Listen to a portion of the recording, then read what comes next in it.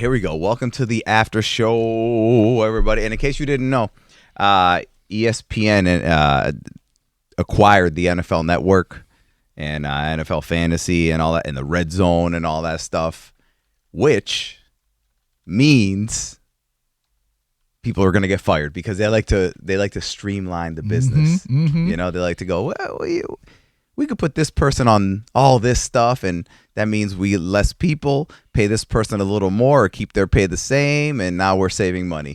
And so far, as of this recording, they Ryan Clark, who was an analyst on ESPN, he was like, in the middle of a show. This is so 2026. Wait. Yeah.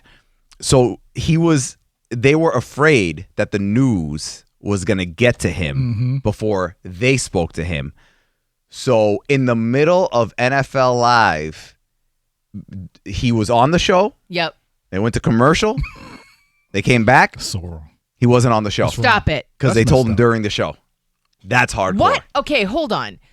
Why did they not let him go after the show? Because they were afraid that he was going to during the show. Well, what about like before the show? Exactly. What? You know what I mean? That's I don't very understand. good questions. That's a great point. I don't know. My This is the equivalent of like when you hear like players get traded and they're like, yes. I got an alert while I was, getting ready for the game or whatever. And it's like, oh, you've been traded. It's crazy how things are now. Even with that would be even different. Like in the middle of the game, it's which you've seen the third quarter and you find out that you get traded. Yeah.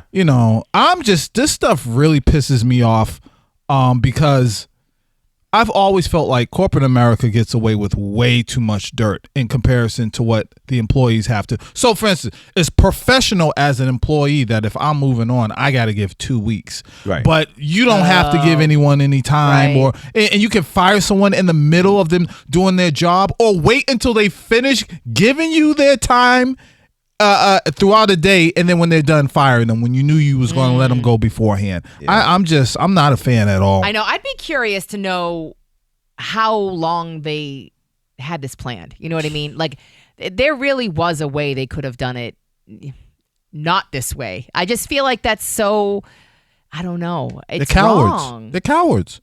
Yeah, I think most people in high positions, from what I can tell, they're cowards. Yeah. They're cowards. They just like to collect a check.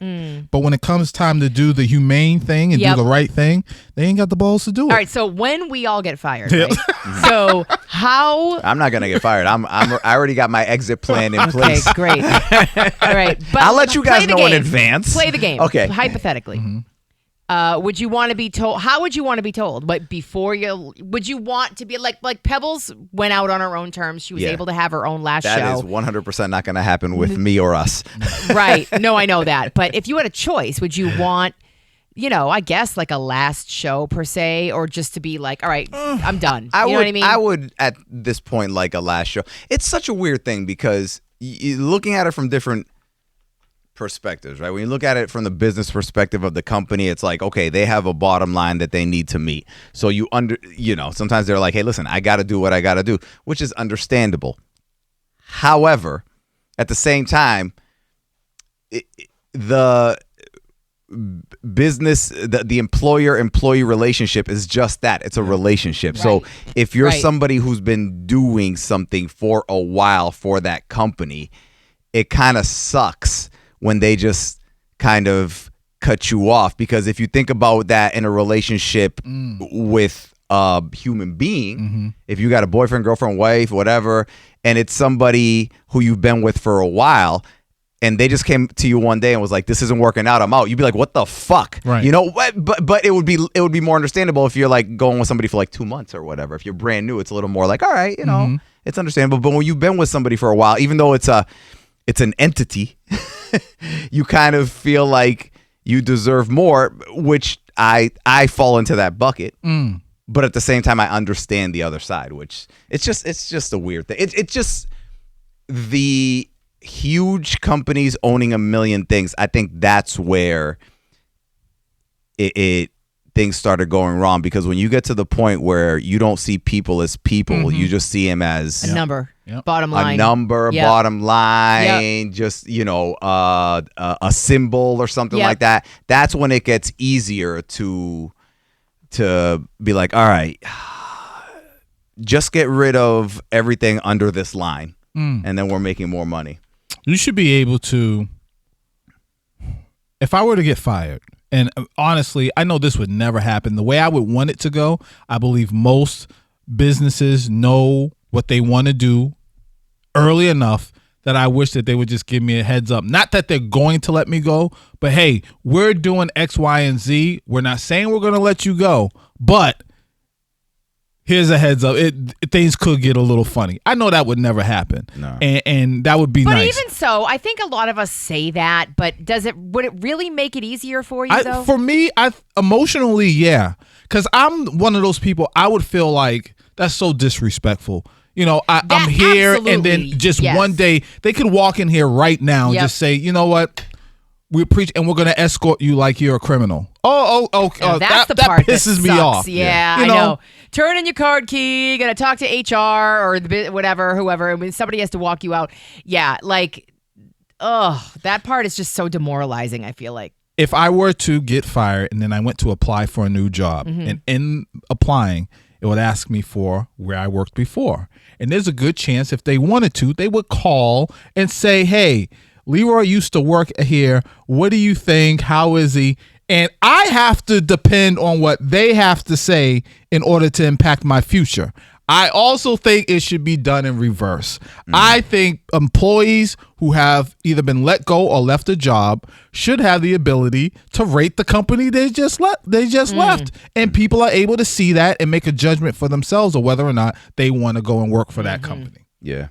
No, I feel, you know, it's funny. I love TED Talks, and I go on my streaks of just watching all different TED Talks. And I saw one, this Brazilian dude. And he said, you know, he was like a hardcore businessman, just wanted to make the most money, yada, yada, yada. One day had a heart attack, and he was like, from that day, I changed everything. And to this day, like I'll rewatch it every now and then, and I'm like, I'm moving to Brazil to work for this man. When I say he changed the entire culture of his company, he's like, you know what? From now on, after that, he's like, I don't even care about making more money. If you're selling, he would call them widgets. He was like, once you hit the number of widgets that you had to sell, he was like, you're good. You don't have to sell anything else. He's like, at that point, we're making money. You're good. And guess what? If you sell that number of widgets by Wednesday, then fine. Don't come into work Thursday and Friday. He had multiple locations. He was like, just go to the one that's closest to you when you need to go to that location. There's a lot of people in business who get stuck on titles, and I never understood that. They get stuck on job titles and all that bullshit. Constantly trying to climb the ladder. Yeah, job titles and like what did it say, corner office, shit like that. And he's like, I would say to people, what do you want your title to be? Give yourself whatever title will make you happy. He's like, a title's nothing, just as long as you get the work done. Then he started instituting, and he said for this one, it's funny. He said it was people didn't believe it at first. He said, I started instituting every employee getting a vote on business decisions. And he was like, I would announce, hey, Wednesday at 6:00, we're going to have a meeting. Come, we're going to have everybody vote on this. He said in the beginning, legit, only like the cleaning people and stuff, like if there happened to be somebody in the building or the cleaning people, they would be the one in the meetings. And he said for the first couple of months, the cleaning people and whoever just happened to be in the building were making all the decisions for the company. And then people started going, oh, wait, you ain't fucking around? And he goes, now everybody comes because they know that their vote matters. I'll send it to you. It's amazing. And it's because this guy, at the end of the day, guess what?